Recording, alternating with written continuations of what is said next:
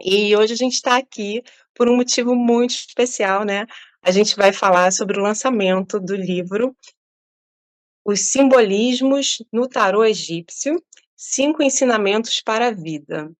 Esse é um tema que eu gosto muito, na verdade é um dos nossos temas de estudo dentro da Nova Acrópole, essa percepção de que a vida, ela é simbólica, e que, portanto, esse desenvolvimento dessa linguagem para nós, saber olhar para os símbolos, poder entender um pouquinho sobre a sua mensagem, sobre o seu conceito principal, ele nos ajuda também a compreender a vida. Então, eu fico muito feliz de a gente poder compartilhar esses elementos tão bonitos, tão especiais que são os símbolos, e ajudar cada um a desenvolver um pouquinho dessa sua linguagem simbólica também.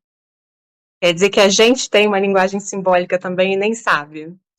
Sim, sim, eu diria que a própria vida ela é simbólica, porque todos nós, a gente gostaria de falar um pouco mais com a vida, né? Quando estamos diante de alguma experiência, nós gostaríamos de entender um pouco melhor aquela experiência, por que estamos vivendo algo, perguntamos muitas coisas à vida, e às vezes achamos que ela não responde, não fala conosco. Mas a vida sempre responde. O problema é porque ela não fala português, ela não fala inglês, ela não fala espanhol. A linguagem principal da vida é simbólica. E como nós muitas vezes não sabemos muito de simbologia, não entendemos muito essa linguagem, perdemos uma grande parte desse diálogo com a vida, que é tão bonito e tão especial. Tem uma parábola, né, uma pequena história do Buda, que fala um pouco sobre isso. É uma coisa que eu gosto muito, eu acho uma boa imagem para a gente entender essa ideia. Conta que um príncipe que queria muito ser discípulo do Buda, uma certa vez foi procurá-lo e pediu para que pudesse ser aceito. E o Buda disse para ele que ele não estava preparado naquele momento, ainda precisava vivenciar algumas outras coisas, ainda não estava preparado para ser discípulo dele. Mas o príncipe insistiu muito, queria muito ser aceito pelo mestre, e ele disse: tá bom, então dentro de um ano eu vou procurá-lo, e então nessa ocasião eu vou passar uma prova para você, um desafio para você, e se você superar, poderá ser o meu discípulo.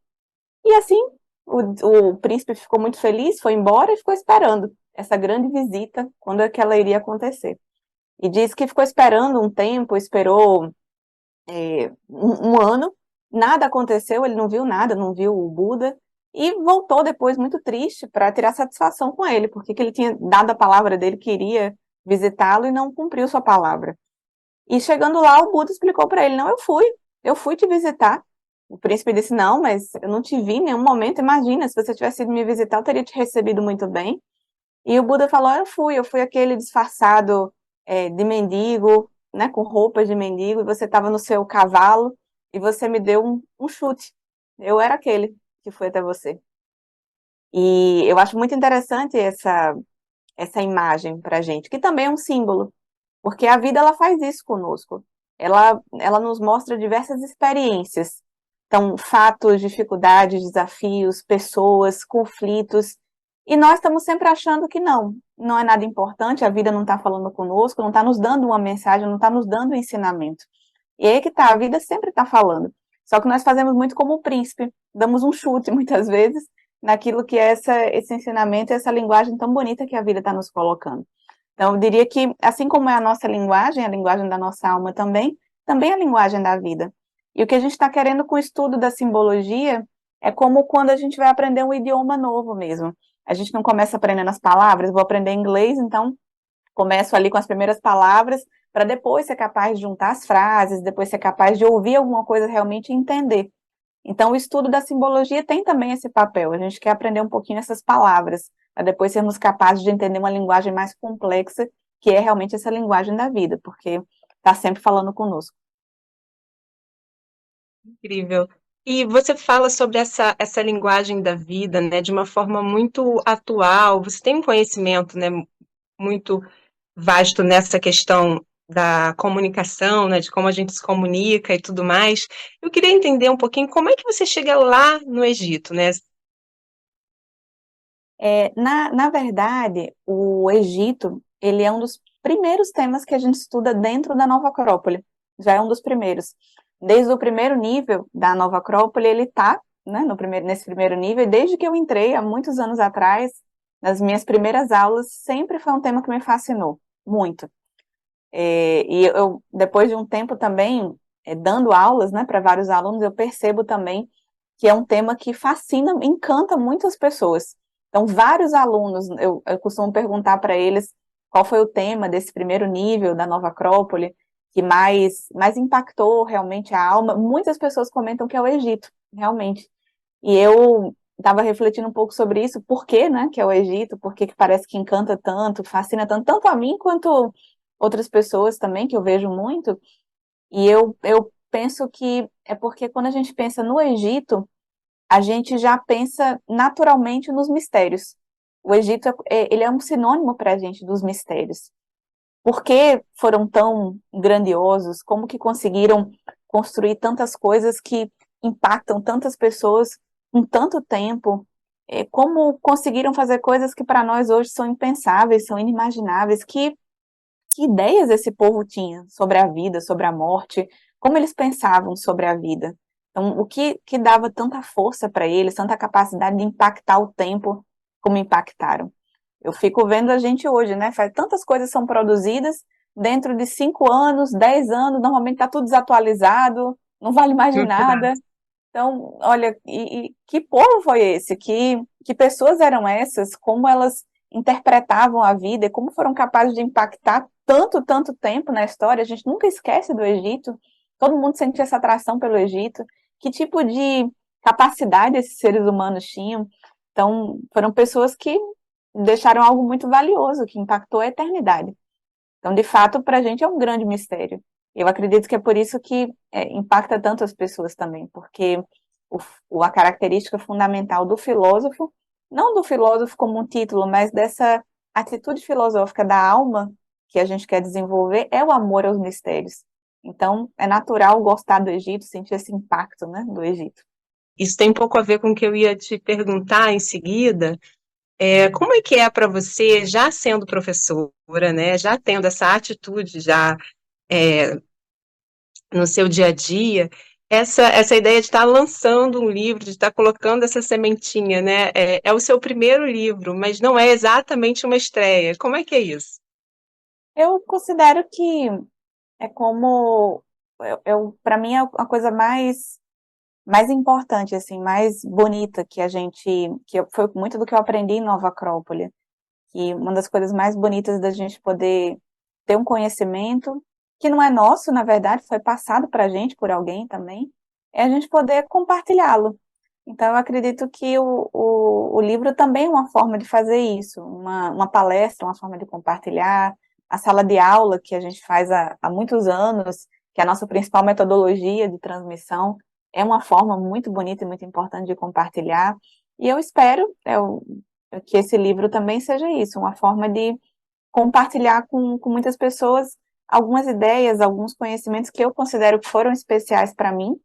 Então, para mim, esses símbolos são muito importantes, geraram muitas transformações, me deram muitas ideias importantes para a vida, e eu espero que também seja útil para muitas pessoas. Então, é uma forma também de compartilhar um pouco isso. Senão é como vejo assim, é como uma água que fica parada, presa, ela apodrece também. E o conhecimento, quando ele é compartilhado, não só o conhecimento intelectual, mas quando é algo que gera uma transformação para a gente, uma vivência, à medida que ela é compartilhada, ela se reforça também. Então, eu acho que é um bom exercício para todos, todos que estão nos assistindo também. Toda vez que tiverem uma ideia que considerem que é especial e que percebem que gera uma transformação positiva, tentar compartilhá-la. À medida que compartilha, ela só cresce.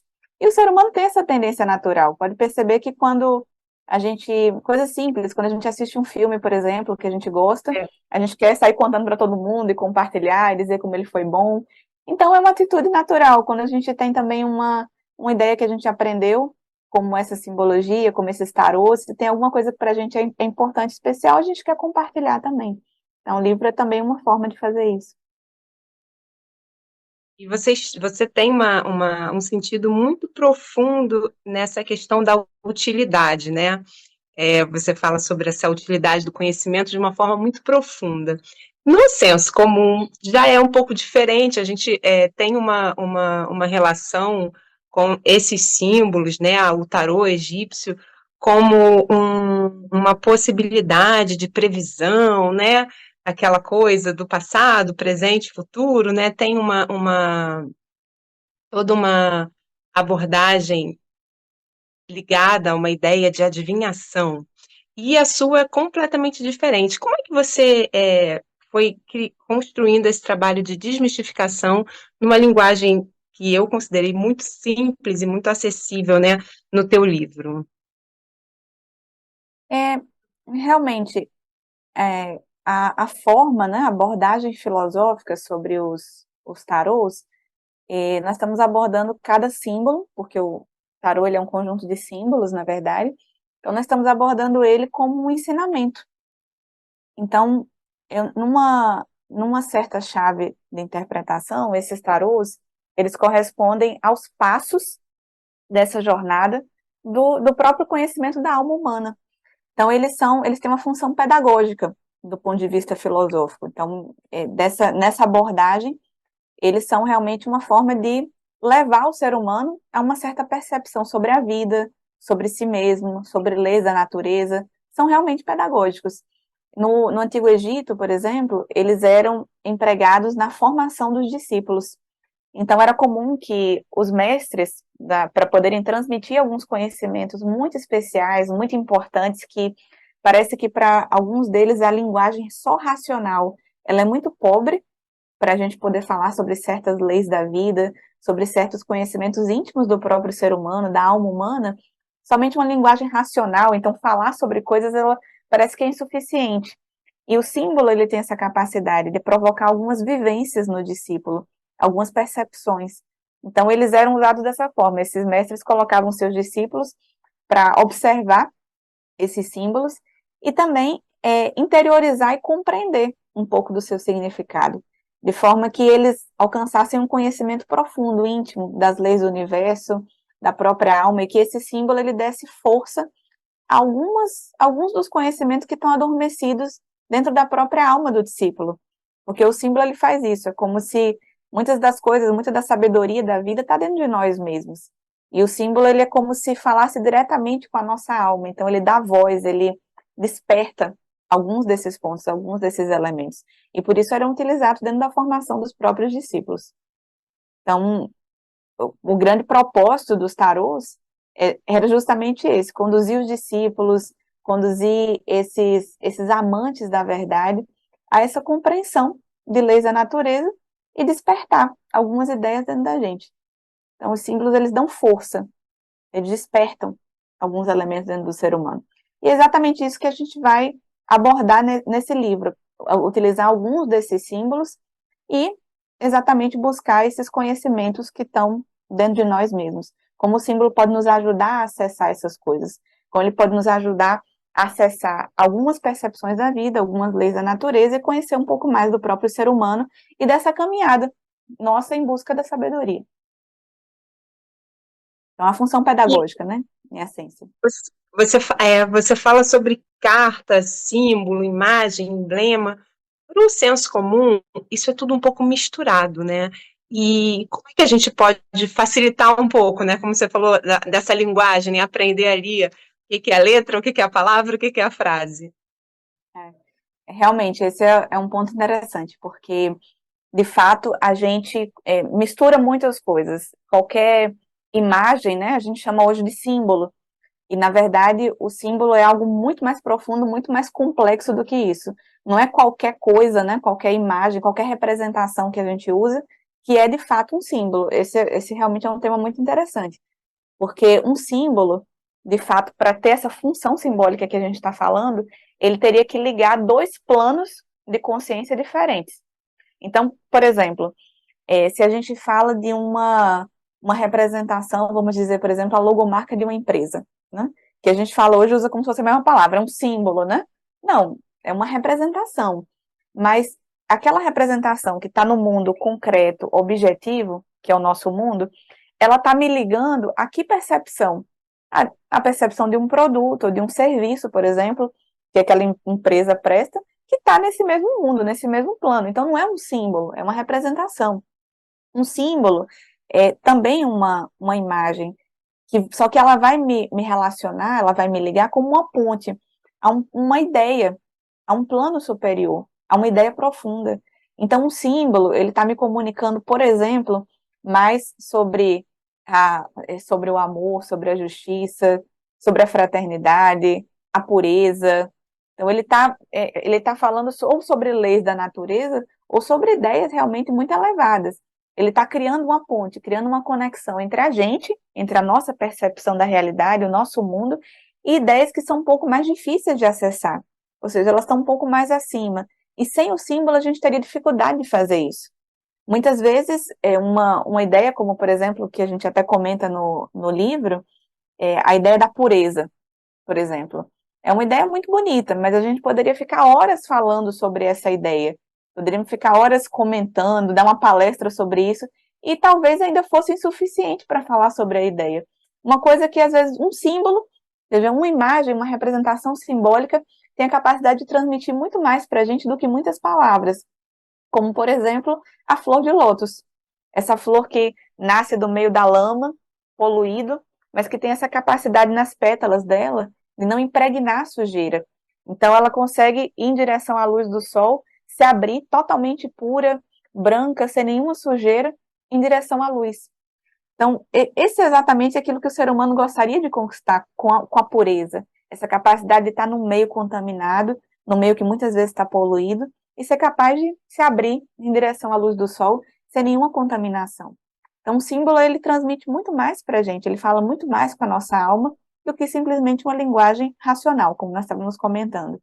Então, essa é uma diferença importante. Ele une dois mundos, ele une dois planos. Ele não pode ser uma representação horizontal, está me falando de coisa ainda do mundo objetivo. Não, por isso que eram utilizados como símbolos teológicos, símbolos para falar do sagrado, ou seja, desse mundo onde a linguagem racional é muito pobre para ir. Aí nós precisamos realmente do símbolo. Eu gosto muito, assim, para a gente fixar essa ideia, eu gosto muito dessa representação que os próprios egípcios usavam nos seus hieróglifos, que era a representação do símbolo, que era assim, era duas mãos assim estendidas, né, como se estivesse entregando alguma coisa, que é uma ideia muito bonita, porque o símbolo é exatamente isso, ele está entregando algo, ele está entregando um significado, ele é realmente uma ponte, ele está me unindo com um conceito, ele está me unindo com uma ideia, e essa ideia é a alma do símbolo. Então ele está entregando um significado. É exatamente isso que ele faz. É uma, é uma forma de criar uma ponte entre o mundo sensível e um mundo mais inteligível. E os emblemas também, né, que é uma coisa interessante, porque o emblema, exatamente o tarô que a gente está comentando é um emblema. Ele é um conjunto de vários desses símbolos bonitos, profundos, que ligam a ideia, só que eles estão, vários deles em conjunto. Então, eles adquirem um novo significado do conjunto. Ele é um símbolo complexo. Os tarôs são exatamente isso. Vocês podem perceber que eles têm vários símbolos ali dentro, só que eles ganham um novo significado com o conjunto. Muito interessante. E a gente hoje, nos dias atuais, assim, como você considera? Porque é uma profusão, né, de imagens, uma vida que a gente acha que é cheia de símbolos, a gente entende tudo como símbolo, você já desfez um pouco essa confusão, né? Mas nesse momento atual que a gente vive, qual você acha que é a importância de compreender realmente intimamente essa linguagem simbólica? É um pouco do que nós comentávamos sobre essa capacidade de dialogar melhor com a vida, porque ah, todos nós gostaríamos de fazer isso, entender um pouco melhor as experiências que nos tocam viver, saber o que a vida espera da gente em cada momento, e a vida realmente fala conosco. A linguagem simbólica, ela nos permite fazer um pouco isso, dialogar um pouco mais com a vida, um pouco mais atentos a essas percepções da vida, não fazer como o príncipe da parábola do Buda, que a vida traz uma série de elementos bonitos, importantes, ensinamentos para nós simplesmente descartamos e não percebemos, né? Achamos que não fomos nunca visitados pelo Buda. Nós fazemos isso com a vida não fala nunca comigo, a vida nunca me traz respostas, na verdade ela está trazendo o tempo todo, A gente que não está sabendo interpretar por trás da aparência, a gente que não está sabendo interpretar por trás do símbolo da vida. E eu gosto muito de pensar também, além desse ponto, né, que nós já comentamos, gosto muito de pensar que o símbolo, ele é como uma porta. Cada símbolo, como cada um desses tarôs também, mas todos os símbolos, eles são como uma porta que se abre para uma nova realidade. Toda vez que eu estou diante de um símbolo, eu estou diante de uma porta. A gente pode pensar assim.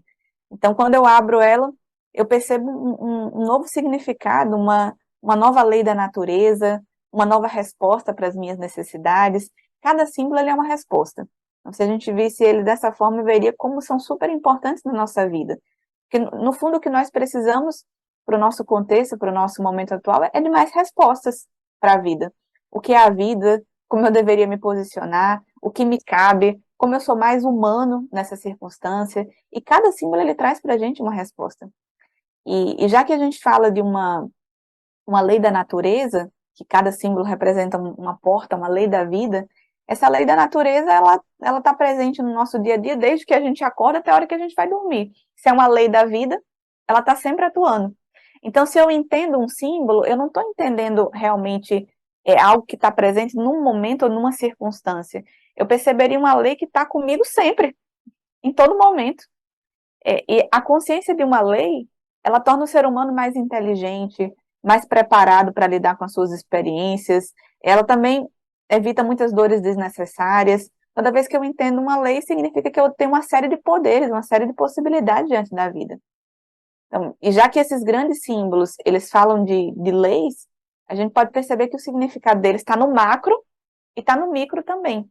Se é uma lei da natureza, cada símbolo, por isso que eles são muito complexos, significa que eu poderia perceber essa lei desde quando se fala da origem do universo, poderia perceber essa lei como ela se manifesta na natureza, poderia perceber essa lei como ela manifesta na sociedade também, poderia perceber como essa lei se manifesta na minha caminhada como ser humano, dentro da minha psique, na minha relação com a minha família. Ou seja, se é uma lei, está em tudo, em todas as coisas, está em todos os elementos. Por isso que fala que o símbolo tem muitas chaves de interpretação.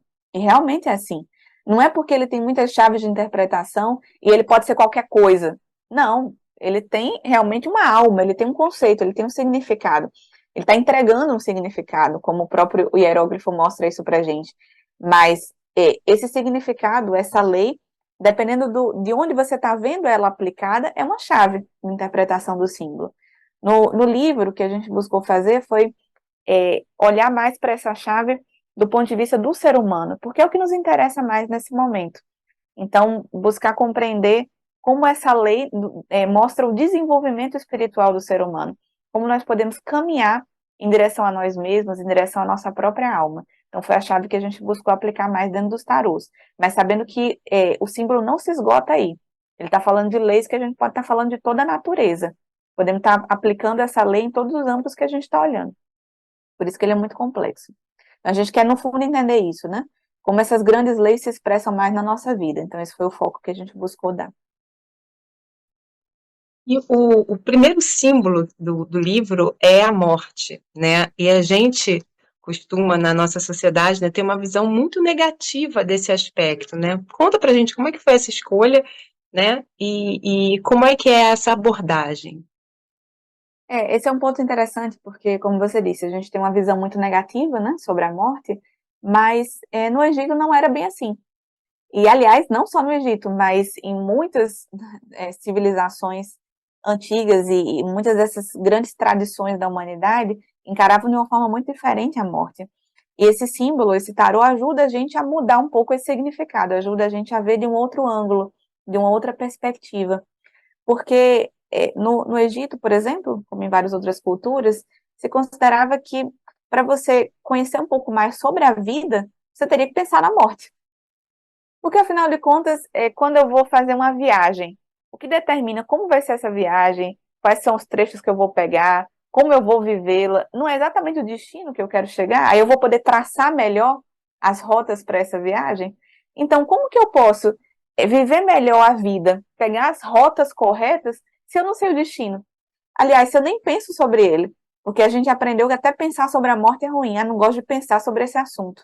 Mas se eu não penso sobre a morte, eu não vou saber dar significado a cada momento da vida. Então, quando nós falamos dessa visão da morte, por exemplo, no Egito, e é muito disso que está representado para a gente nesse tarô também, nós estamos falando, na verdade, de pensar sobre a vida, porque as duas coisas não estão, elas não estão separadas, elas não estão desconectadas. A gente precisa, para viver bem, pensar sobre a morte. E por isso que é muito interessante o símbolo. Ele mostra, né, essa representação de várias partes do ser humano sendo selecionadas. A própria morte vem e vai selecionar. De alguns seres humanos, ela vai levar as cabeças, de alguns os pés, de alguns as mãos. Está mostrando dessa forma o símbolo. Ou seja, algumas coisas que a gente está vivendo, elas vão afundar depois da morte. Mas algumas coisas também de cada ser humano vão ser levadas com a morte. Então, algumas coisas a morte apaga, outras coisas ela leva. Parece que a morte eterniza também algumas experiências. Então, o símbolo está mostrando para a gente assim que, olha, em tudo que a gente vive, a gente tem a possibilidade dessa escolha. Em tudo que a gente está vivendo, em cada momento, alguns aspectos, algumas coisas vão ser apagadas pela morte. Por exemplo, muitas mágoas, prazeres também, ressentimentos, a maneira como as pessoas nos enxergam, as emoções, os bens que foram adquiridos, muitas coisas que a gente está vivendo, a maneira como me veem, tudo isso vai ser apagado com a morte, nada disso vai ficar depois da morte. Mas muitas coisas também parece que ficam depois da morte. O símbolo está falando isso para a gente. Muitas coisas que a gente está vivendo ficam como uma pequena semente de aprendizado, de profundidade, uma virtude que foi desenvolvida através de uma experiência, algo muito importante que me gerou um amadurecimento também. Essas coisas ficam depois da morte. O símbolo está mostrando isso. É, a gente teria que aprender a fazer essa diferenciação. Tem coisas que vão afundar e tem coisas também que vão flutuar. Então, se nós sabemos disso, o que a gente teria que fazer? Aprender a selecionar bem. Então, tem aprendizados duradouros que vão estar sempre com a gente, inclusive depois da morte. E se a nossa identidade, o nosso foco de consciência está nessas coisas, então, no fundo, não existe morte. Se essas coisas sempre continuam, então não existiria morte. Esse símbolo, esse tarô, é como se ele estivesse assim perguntando para a gente, né? O grande ponto dele, a grande síntese é essa pergunta.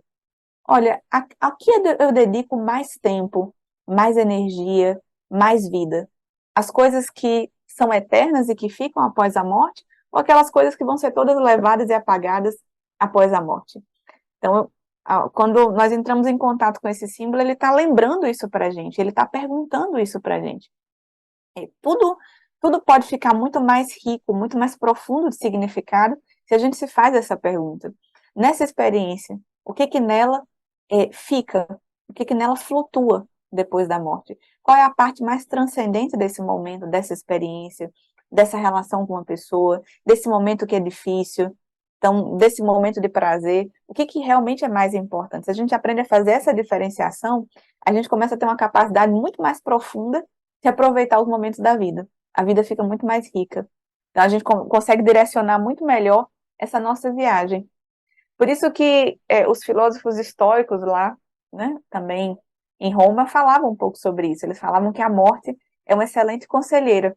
E realmente o símbolo aqui, o tarô, ele nos mostra isso, nos mostra a morte nos aconselhando, nos lembrando o que a gente tem que fazer durante a vida. Os estoicos falavam exatamente isso. Eles falavam que, olha, a morte é como se ela dá um toque de eternidade às coisas que ela toca. Quando a gente pergunta para a morte, quase imediatamente a gente sabe o que tem valor e o que não tem valor.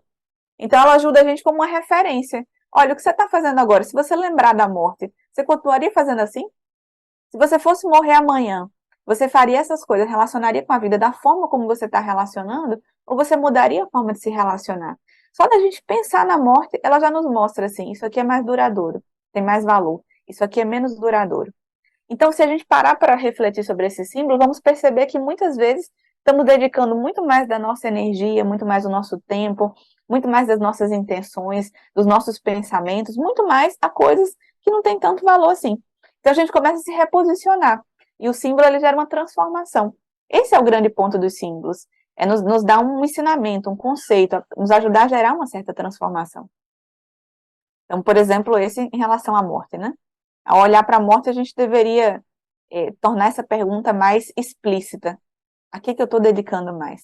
Então, se a gente pensa um pouco mais na morte, que é o que está ilustrado por esse símbolo, a gente pode aproveitar muito melhor nossa experiência cotidiana. E você podia fazer alguns comentários, porque são 5, né, símbolos que você trata no trabalho, dentre outros que são do teu conhecimento. Queria que você, se pudesse, assim, dar uma palhinha, eu sei que não vai dar para tudo, né, mas dos outros símbolos que estão presentes. O primeiro deles é a morte, que nós acabamos de comentar, né? E como nós falamos, ele nos coloca essa pergunta: o que eu estou dedicando vida? O que eu estou dedicando tempo? Então podem perceber que todos os símbolos, eles são, todos eles, né, que eu vou comentar um pouquinho dos outros também, cada um deles tem uma pergunta muito prática, cada um deles tem um ensinamento e uma reflexão que muda a maneira como a gente olha para a vida. Por isso que eu comentava antes, é como se cada um deles estivesse nos mostrando uma lei, abre uma porta para uma nova realidade. E sempre que eu percebo algo novo, a vida não é a mesma mais. Então, por isso que cada símbolo é muito importante e muito significativo. Então, esse da morte nos leva a refletir sobre isso. Aqui que eu estou dedicando mais vida, mais energia. O outro, né, o segundo deles, que é o enforcado, ele leva a gente a uma reflexão profunda sobre o desapego. E ele mostra essa atitude de desapego do ser humano como um processo de maturidade. Cada vez que o ser humano ele torna mais maduro, ele está menos identificado, ele está menos apegado com os elementos da vida. E por isso ele torna mais livre, ele se torna com mais poder, com mais liberdade. Quanto menos apego ele tem às coisas. O apego é um poder que a gente dá às coisas sobre nós. Toda vez que eu estou apegado, então eu estou perdendo poder, eu estou ficando escravizado. Alguma coisa ou alguma pessoa exerce um poder sobre mim, exerce uma influência muito importante, muito determinante sobre mim. Então, quanto menos apegos nós temos, significa que mais livres nós estamos também. O enforcado, ele nos mostra um pouco também sobre essa realidade.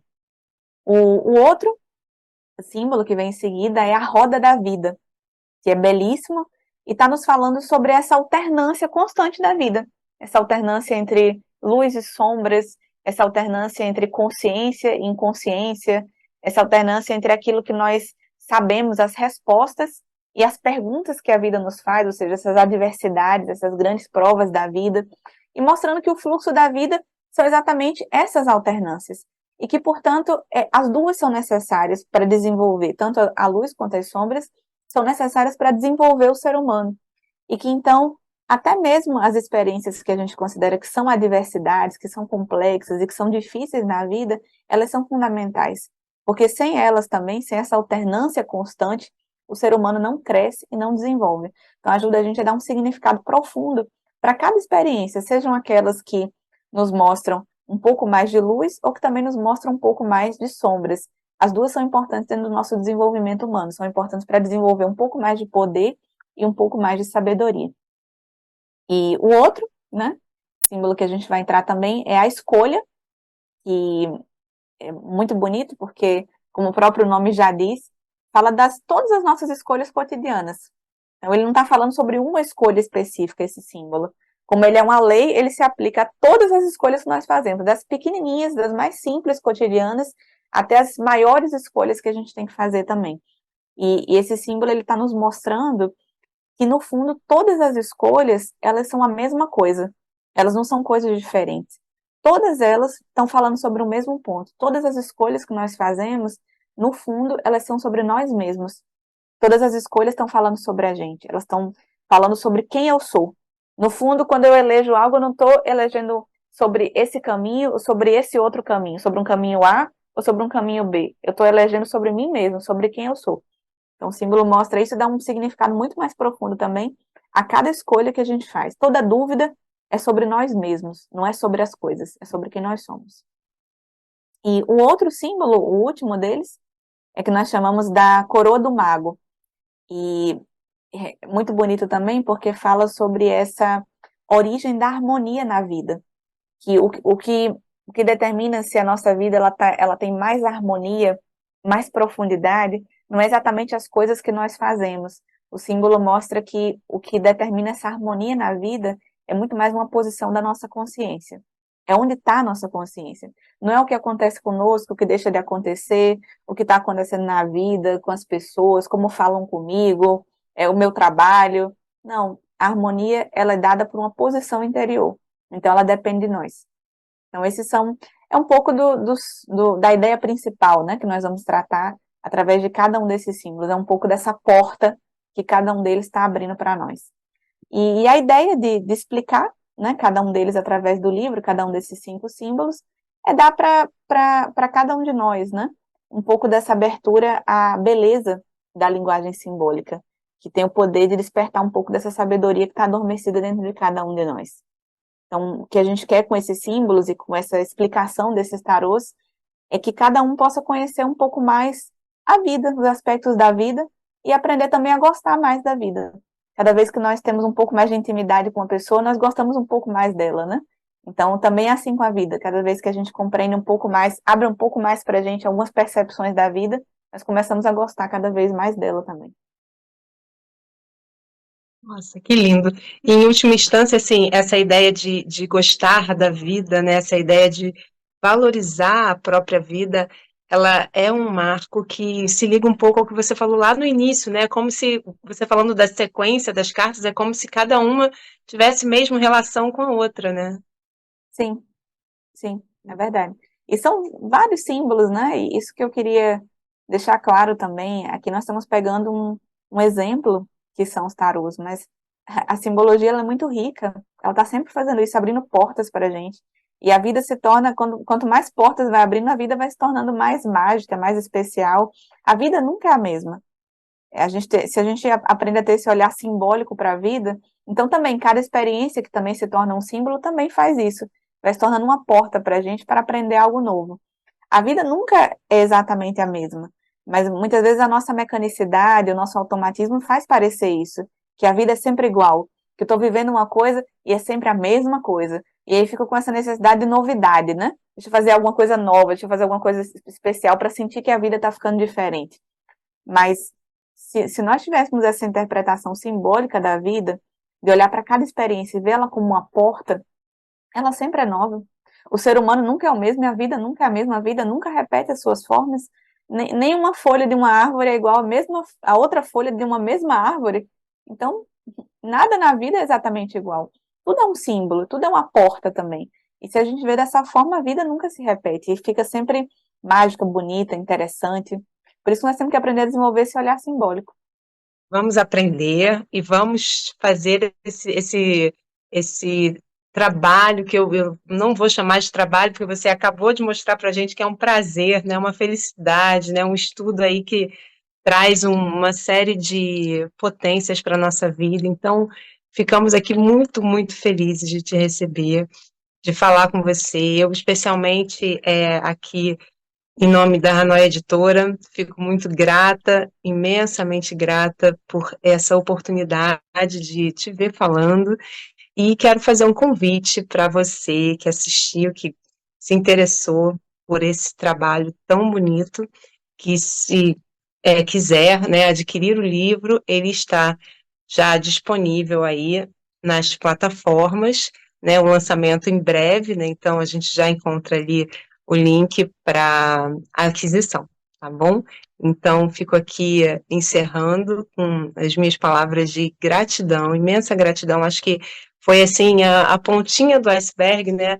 A gente acessou aqui uma parte do conhecimento da Ana Beatriz, mas eu acho que tem muito mais, então fica também o convite para que acessem as outras palestras, enfim, que o trabalho de Nova Acrópole, que é esse trabalho tão interessante, tão vasto, né? Eu acho que vocês têm aqui uma enorme potência, né, de pensamento, de elevação do ser humano, que fica aí muito clara para quem está ouvindo, assistindo, e queria deixar aqui o espaço para você, Ana, para, enfim, falar o que você precisar agora.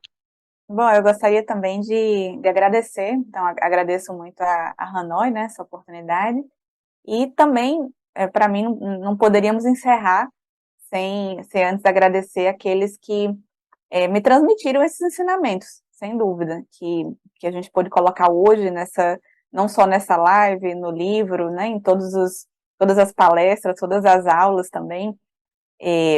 Foram muitos mestres, né, muitos companheiros, muitos alunos também que me ensinam muito cotidianamente, por meio das aulas, dos momentos que estamos juntos, mas principalmente pelo exemplo de vida, que eu vejo através de tantos, né, em Nova Acrópole.